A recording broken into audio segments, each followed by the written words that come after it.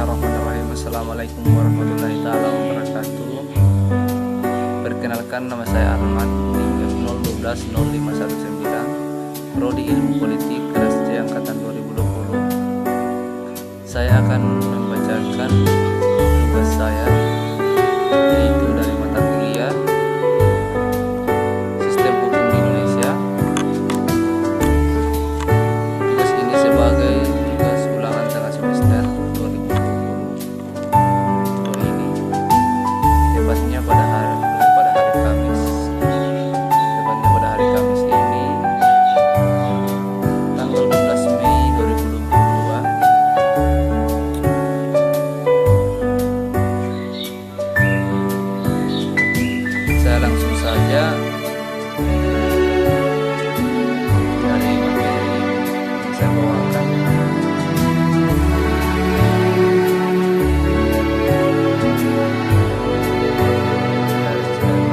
Pertama, yaitu sumber hukum utama dalam tatanan hukum di Indonesia adalah Pancasila dan Undang-Undang Dasar Negara Republik Indonesia tahun 1945. Pembukaan Undang-Undang Dasar Negara Republik Indonesia tahun 1945 alinea keempat, yaitu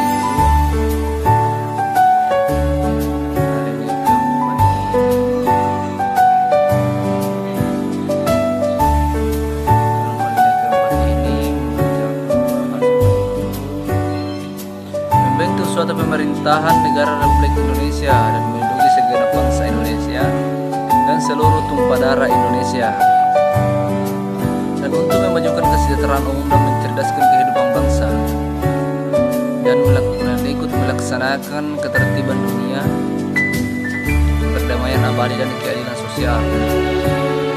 Dalam pembukaan tersebut telah diamanatkan bahwa tujuan daripada pembukaan Undang-Undang Dasar 1945 ini Republik Indonesia adalah untuk mewujudkan kesejahteraan bagi seluruh rakyat. Kesejahteraan yang dimaksud salah satunya adalah kesejahteraan di bidang kesehatan.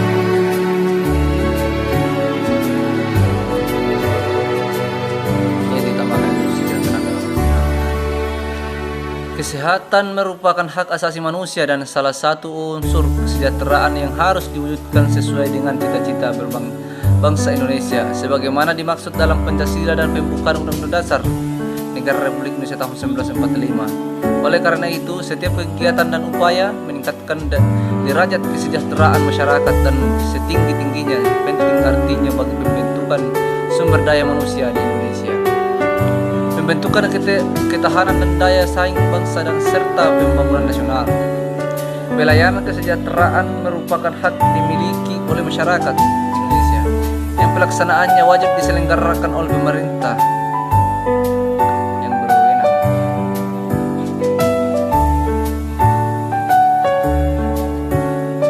Masuk dalam slide 2 ini tercantum pada Undang-Undang Dasar Negara Republik Indonesia tahun 1945 pasal 28 H ayat 1, setiap orang berhak hidup sejahtera lahir dan batin, bertempat tinggal dan mendapatkan lindungan hidup yang baik dan sehat, serta berhak memperoleh pelayanan kesehatan. Dan pasal 38 sampai pada pasal 34 ayat 3, negara bertanggung jawab atas penyediaan fasilitas pelayanan kesehatan dan fasilitas pelayanan umum yang baik. Indonesia merupakan salah satu negara yang sudah membuat program jaminan sosial untuk membantu pelayanan memenuhi kebutuhan kesehatannya. Selama kurang lebih 4 akademisi Indonesia telah menjalankan program jaminan sosial, namun harus mencakup sebagian kecil masyarakat, sebagian besar masyarakat belum memperoleh perlindungan yang memadai. Dengan latar belakang tersebut, pemerintah perlu menyusun sistem jaminan sosial SJNS yang mampu membangun penyelenggaraan berbagai bentuk jaminan sosial. Undang-Undang Nomor 40 Tahun 2004 tentang Sistem Jaminan Sosial SJNS saat itu menerangkan bahwa jaminan sosial wajib bagi seluruh penduduk masyarakat Indonesia. Jadi dalam Undang-Undang Dasar Nomor 4 Tahun 2004 tentang sistem jaminan sosial ini yang dikeluarkan pemerintah saat itu menerangkan bahwa jaminan sosial wajib bagi seluruh penduduk masyarakat Indonesia. Kiranya begitu. Jadi dalam pasal 28H ini di atas ini yang masuk kategori setiap orang yang berhak hidup sejahtera lahir dan batin itu bertempat tinggal dan mendapat perlindungan hidup yang baik dan sehat serta berhak memperoleh pelayanan kesehatan. Dan pasal 34 ini ayat 3 menyatakan bahwa negara bertanggung jawab atas penyediaan fasilitas pelayanan kesehatan dan fasilitas pelayanan umum yang layak.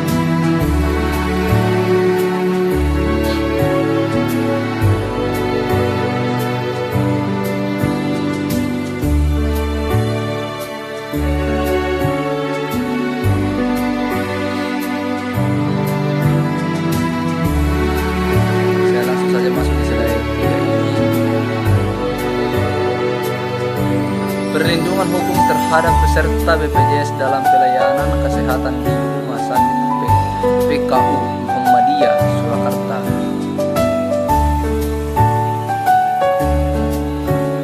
Perumusan masalah berdasarkan uraian latar belakang di atas, maka dapat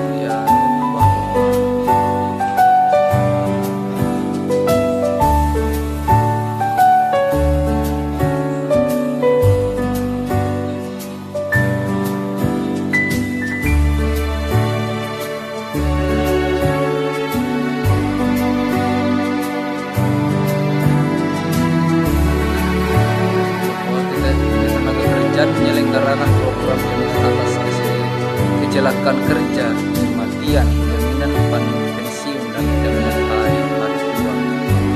Sejak diberlakukannya BPJS Kesehatan, masyarakat yang pada wilayahnya merupakan peserta Askes atau Jamkesmas belum seluruhnya mengetahui prosedur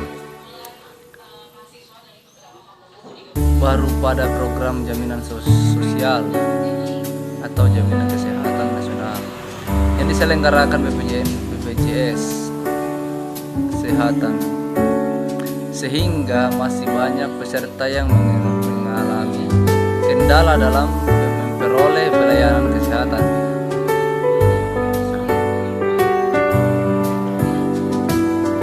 Selain itu, masyarakat juga banyak yang belum mengerti jika mereka dikategorikan konsumen yang hak dan layak.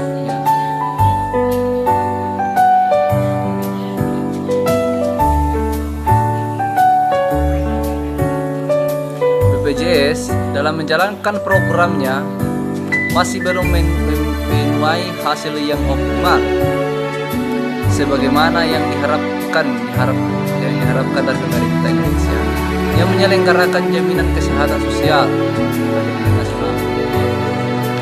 Fenomena yang berkembang ini di Indonesia saat ini adalah sulitnya akses dan pelayanan kesehatan bagi masyarakat. Hal ini tidak saja terjadi di perkotaan, namun juga merambat hingga pedesaan. Kesulitan pelayanan tersebut utamanya dipengaruhi oleh faktor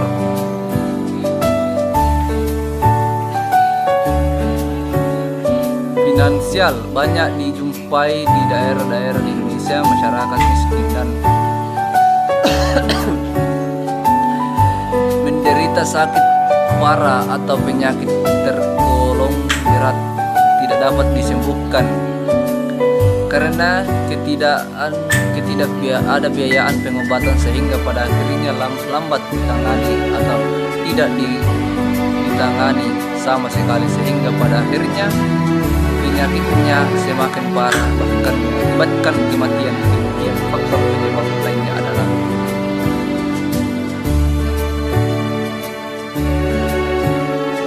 sumber daya manusia yang relatif rendah dan menyebabkan keterbatasan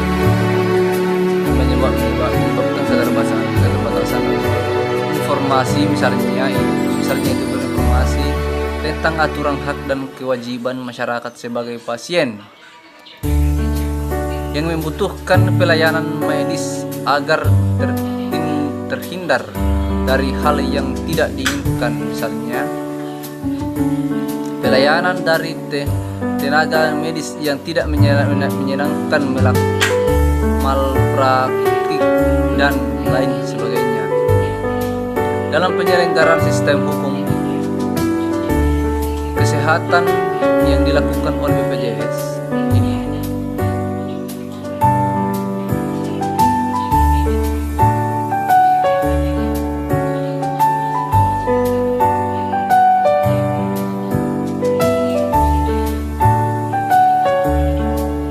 terdapat 3 pihak yang saling terkait, yaitu BPJS Kesehatan, peserta BPJS Kesehatan, dan fasilitas kesehatan mitra BPJS Kesehatan. Berdasarkan pengamatan dan informasi yang telah diperoleh dari rumah sakit PKU,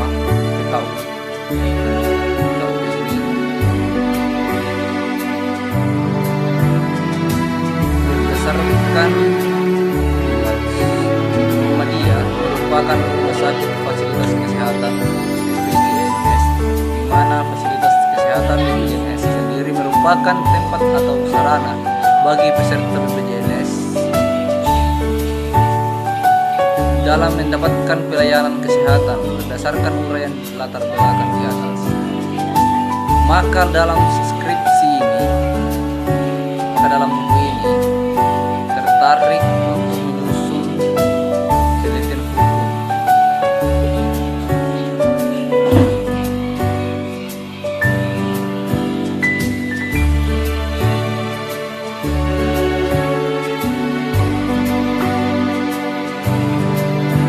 Nah, itulah tadi dari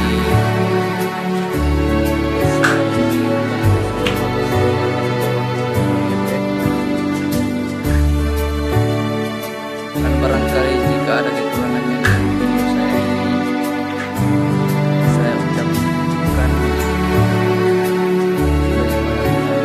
maaf.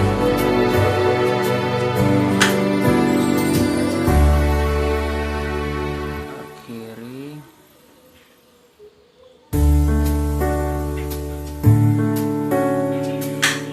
dan terlebih dahulunya, inilah tugas saya. Jika ada kurangnya, mohon maaf, dimaafkan dan